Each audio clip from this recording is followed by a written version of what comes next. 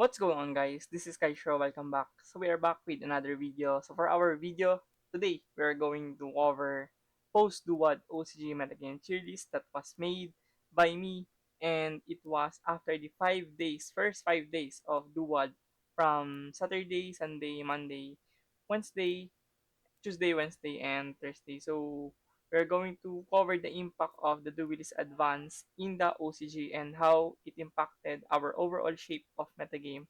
So we do have S, A, B, C, and D tiers here. We're going to discuss each deck and justify why they are there and explain the reasoning behind their inclusion. So starting off first on the D, we have Morganite Stun.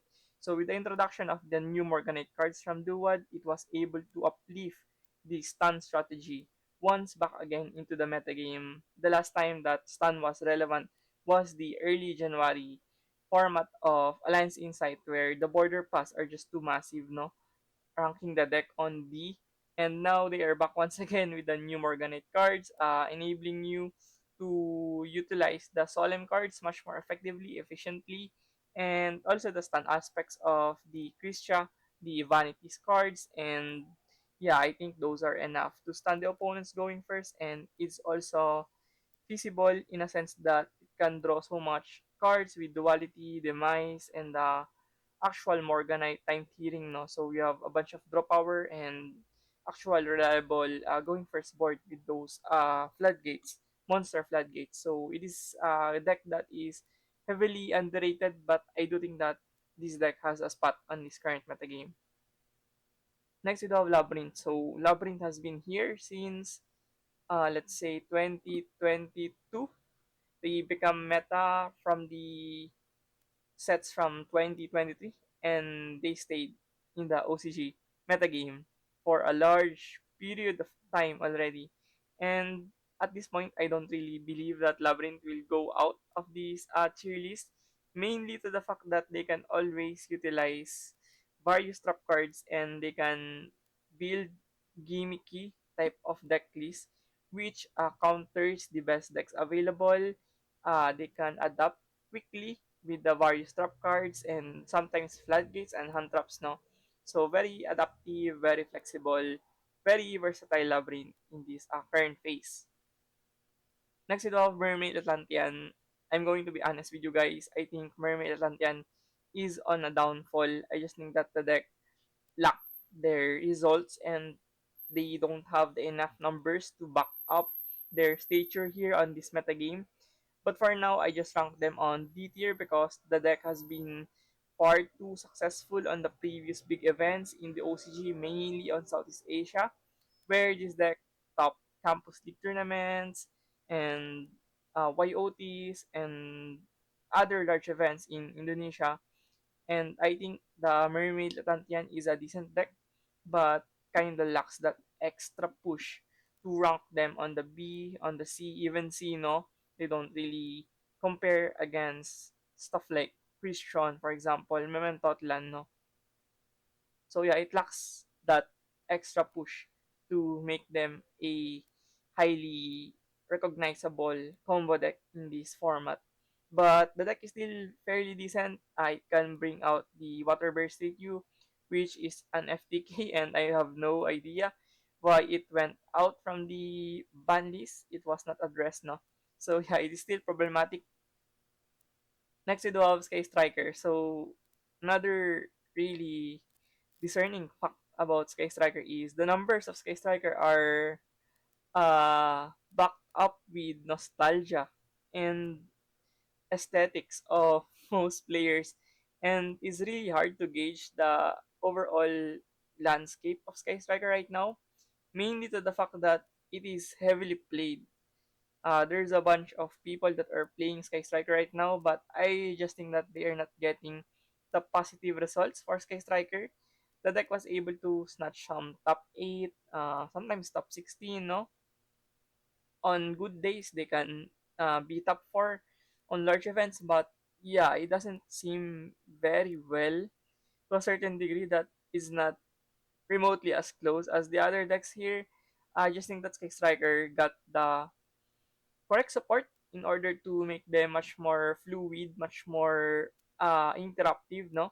But it didn't fix the issues of Sky Striker when it lacks the turn 0, turn 1 status, no, of board presence. And the variance of Sky Strikers differs from player to player, region to region, where Sky Striker can play going second, approach, no, sometimes the hand trap Sky Striker, or sometimes a floodgate control trap variant Sky Striker with Solems, no. So there's no defined way to play Sky Striker right now. I just think that it really depends on the pilot whether which build is the most uh, comfortable for them. So yeah, I think would go with comfort rather than rationality or the standardization of Sky Striker. And I think you would find success if you're already playing Sky Striker for a large period of time already. Next we have Ryuge. So I'm not gonna lie, Ryuge also surprised me.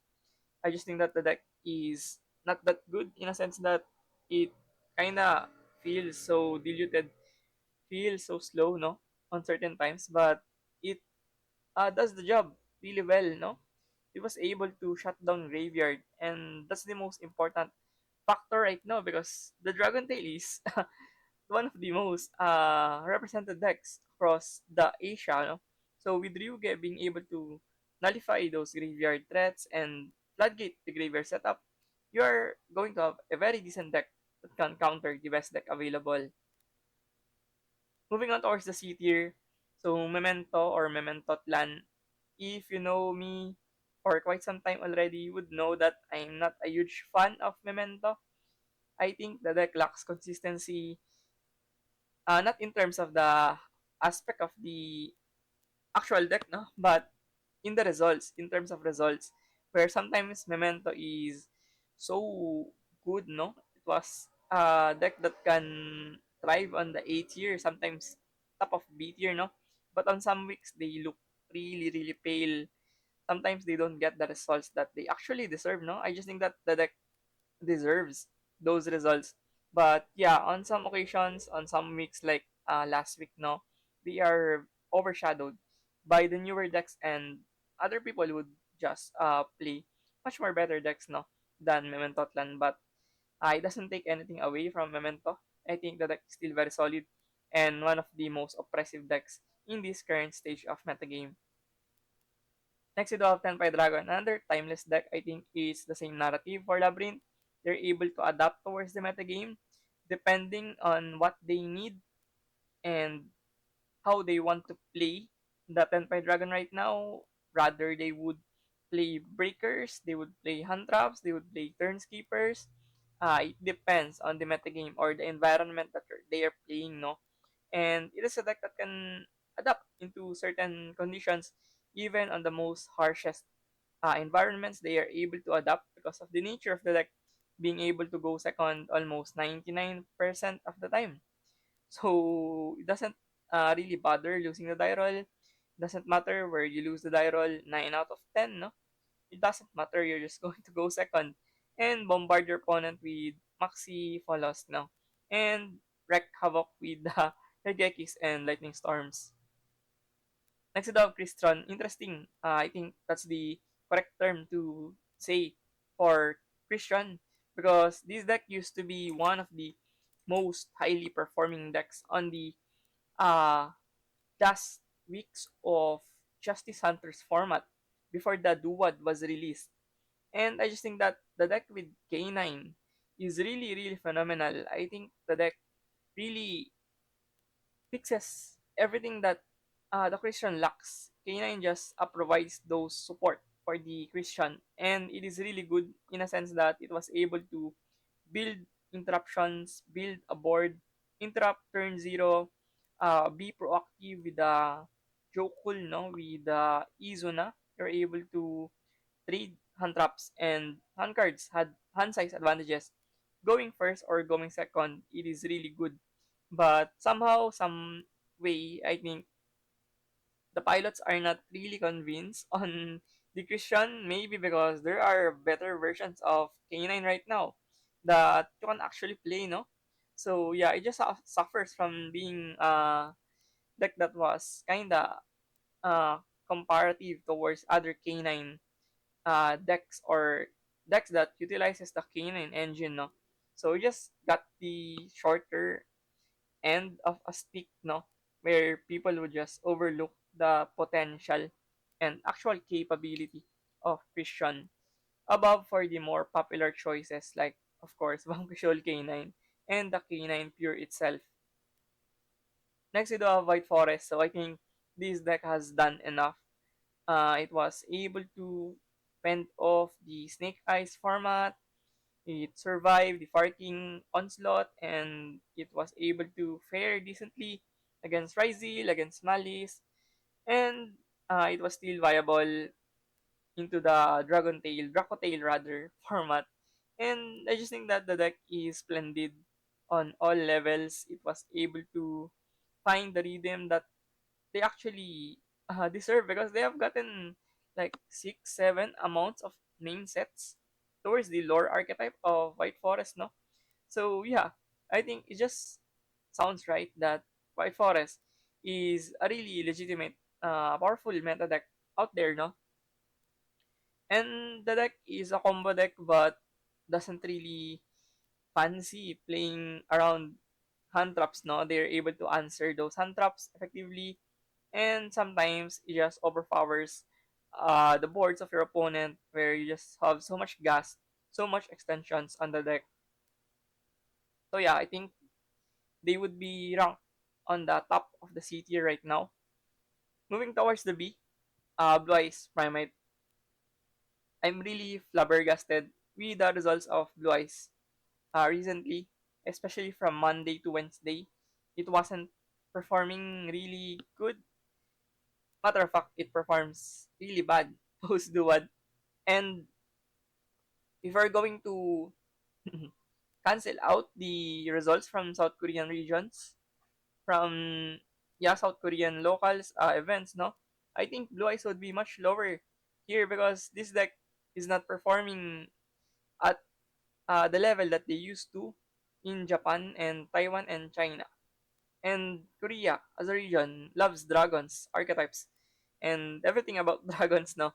That's why they're able to bear with the Blue Eyes Primate right now, and also the new Kaibaman and new Primate support did not materialize yet so far for the deck. So yeah, I think let's just put the Blue Eyes on pedestal right now because that's not really dwindle down. No, this deck will perform coming worlds. No, it is a heavy favorite to win the worlds in 2025, this coming September or August, if I'm not mistaken.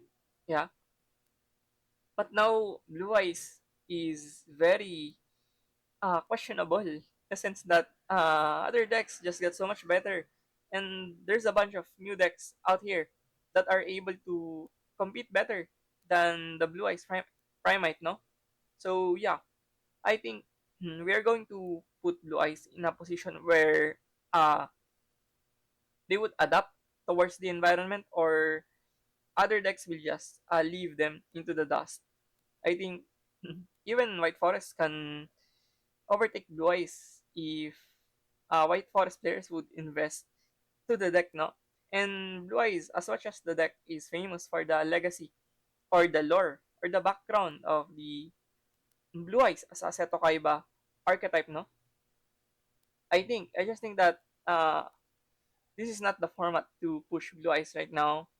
I mean, there are various better mid-range decks, and you would trade better with much more congruent, much more faster, much more explosive uh, end goal of turn one play, above Blue Eyes. So yeah, I just think that Blue Eyes is still very decent, still in a spot that can compete. But yeah, you should really think twice before going all out with Blue Eyes right now. Next, we do have Risil. So a lot of my viewers have been telling me, why is Risil going up into the ranks? To answer you honestly, I don't actually know, to be honest. I just think that Risil is a deck that did not really suffered terribly from the banlists. I mean, they have lost Sword, no, and X from before, and Bonfire, and all of those stuff. But Risil as a deck is really powerful. Imagine that you have multitudes of one card combos, and you can always play Flawless Purulia on your main deck without any drawbacks because you can always discard it with a node. And those decks that can properly utilize those mechanic, like discarding the Flawless, the Charmies, no, is very good in the OCG. You have like 8 Maxi on your deck, and yeah, it answers the opponents, especially much more explosive decks, going second, and it adds so much fuel for the Rysil going second, and your board ends on a 3-4 pop tower detonator with one unchainable negate, no? So it is really powerful, and now you have things like the Gagaga, the Utopia package being able to supplement the deck even further. And I think the Sharks engine is the best engine to play for Ryzel right now because it complements the spell variants of the deck. So yeah, I think Ryzel is in a very decent spot right now, and people are very wrong on neglecting the potential of Ryzel to rise into this occasion. Next, you have the newest deck and the newest archetype lore for our next 2 to 3 years of Yu-Gi-Oh! Mainline sets. You do have Art Mega. So Art Mega is a very questionable deck.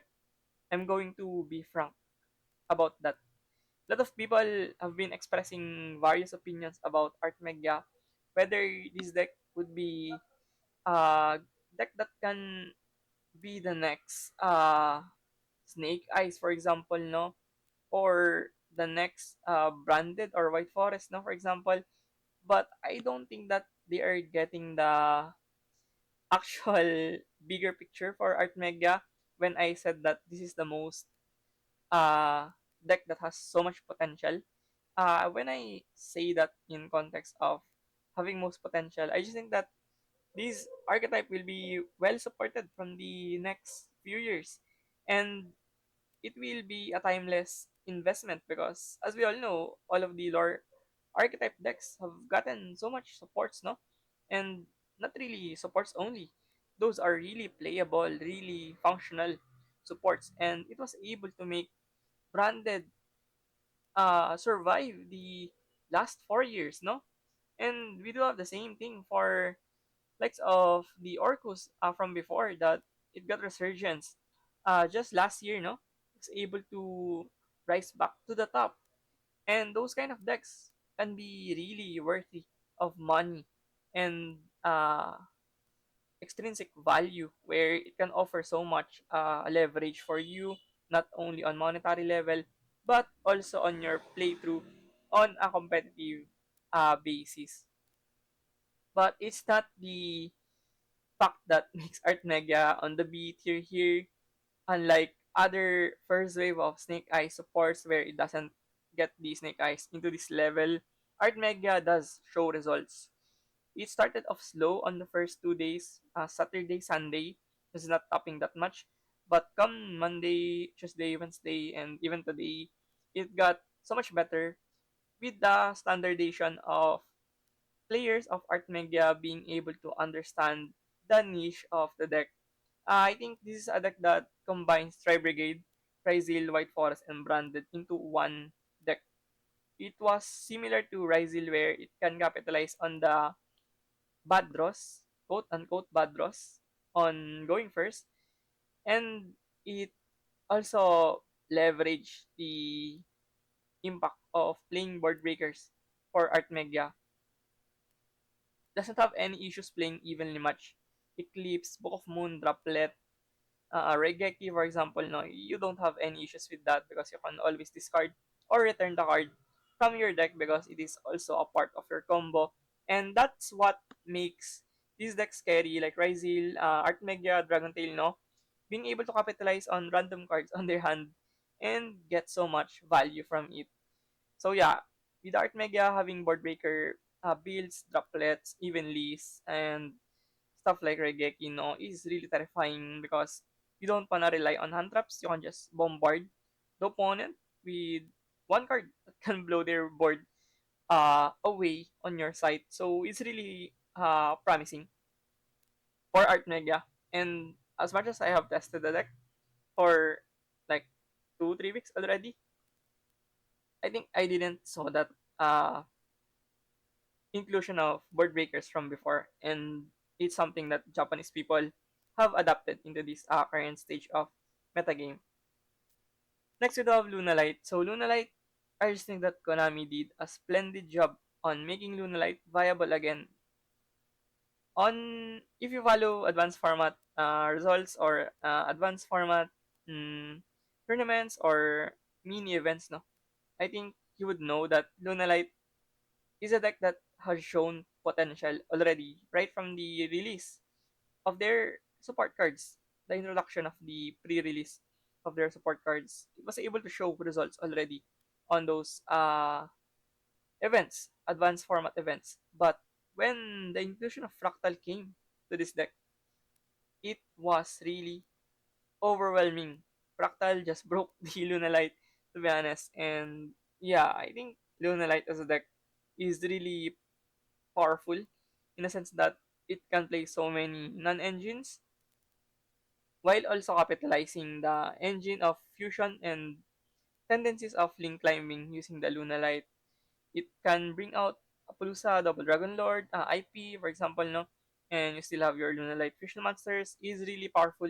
Going first, I just think that the deck kind of suffers a little bit from going second, but that's the role of Follows and Maxi and company plays upon, no? So yeah, I think the deck is in a fantastic position right now. Moving on towards the A Malice, another deck that is kinda getting slower, getting power crept slowly, in a sense that stuff like Yami are just so new, no, and much more elevated towards Malice, and you do have better decks than Malice right now because Malice as a deck is still very potent going first. It's one of the most notorious end boards that you can ever face in this metagame. But of course, the deck suffers from consistency issues right now with Dormouse going into one, and sometimes you're very fragile on certain hand traps like Droll. And also, the fact that board breakers are also live once again, you can also suffer from that. But yeah, I just think that other decks just have so much upsides above Malice. It's not even the fault of Malice, to be honest. I think Malice is still very powerful, but other decks just got so much intangibles right now. Moving towards Yami, I think Yami as a deck is also going down in a spiral, in a sense that it's not even doing results as it used to be from the first weeks of Justice Hunters. And what I can say about Yami is the deck functions really well on environments where they don't really respect the potential of Yami to go ballistic going first and destroy boards going second. In a retrospect where Japan and South Korea are much more conservative, no?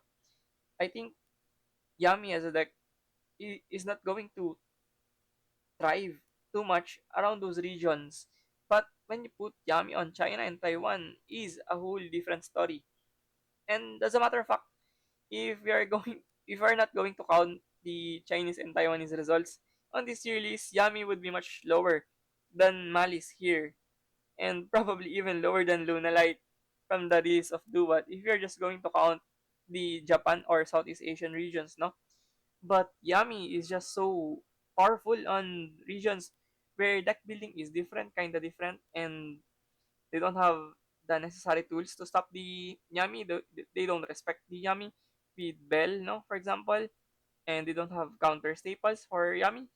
Yami is just going to absolutely annihilate everyone on their path if the opportunity opens up for Yami and people does not respect Yami matchup. But for now, the three better decks ahead of Yami are just performing really splendid, and it overshadows Yami in this current stage.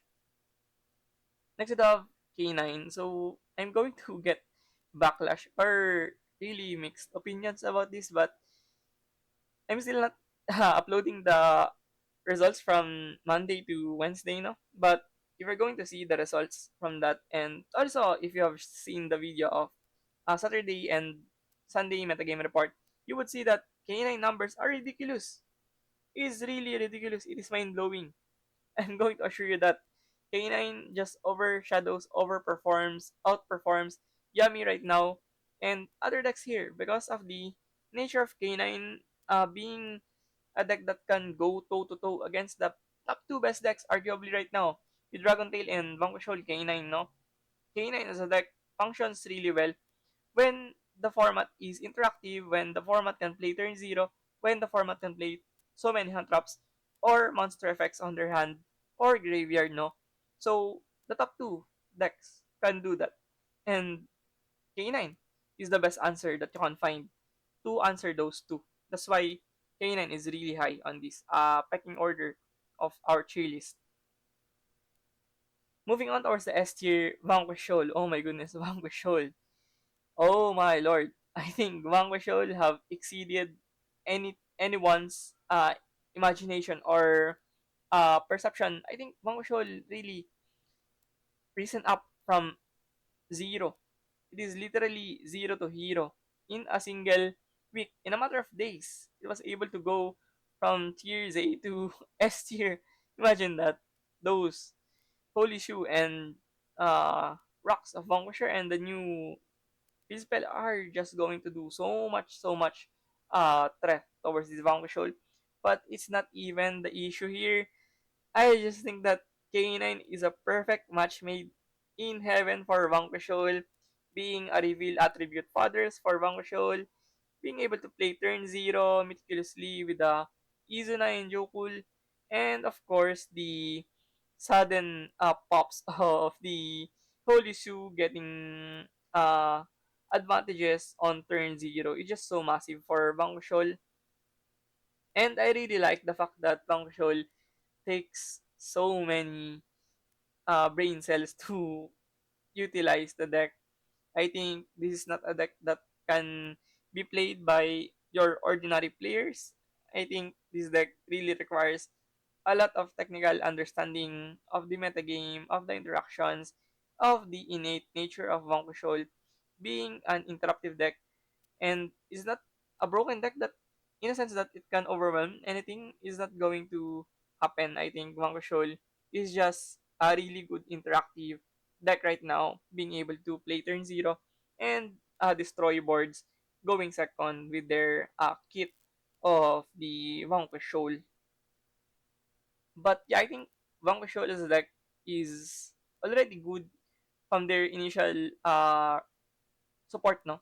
Or the first wave of Vanquishol, being able to mitigate Maxi, being able to play conservatively, you just have the correct orientation of a deck to thrive in the OCG region where you just need to play around Maxi, you need to play with one card combos, you need to play a bunch of hand traps, and all of those things are present or omnipresent on a deck like Vanquishol K9 right now.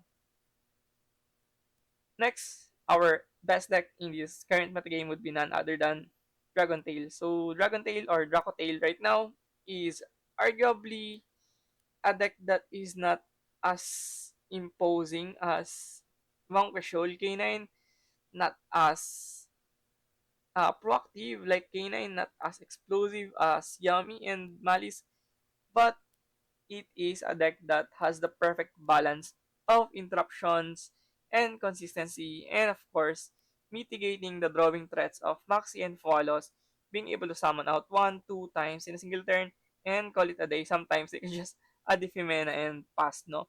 When they got thrown by Maxi. So it was a deck that is perfectly made for OCG. And the Dracotail as a deck right now is probably one of the most anticipated and most countered deck in this metagame, but they're still able to perform on a really high note. And I just believe that the deck design is really fantastic. I mean, people are already citing Winter Cherries, Mourner, uh, stuff like various counter staples for Dracotail like non-fusion area and all of those stuff, no? But Dracotail is still able to compete and take the top spot here because of the nature of the deck. The innate design of Dracotail is really uh, phenomenal. And all in all, I think Dracotail is the best deck to play right now because it has better spread matchups around this metagame, and it was able to fare really well against control stand decks, no, with the Altarian and Gramel having so much recursion on the graveyard and also high attack monsters to beat down the opponent. So yeah, that sums up our OCG metagame tier list. Metagame tier list of post DUAD for May 2025 OCG metagame. So, if you found this video informative or helpful, please do consider subscribing and liking this video because it definitely motivates me a lot to keep providing this content for you guys. So once again, thank you for watching. See you in the next one. Peace.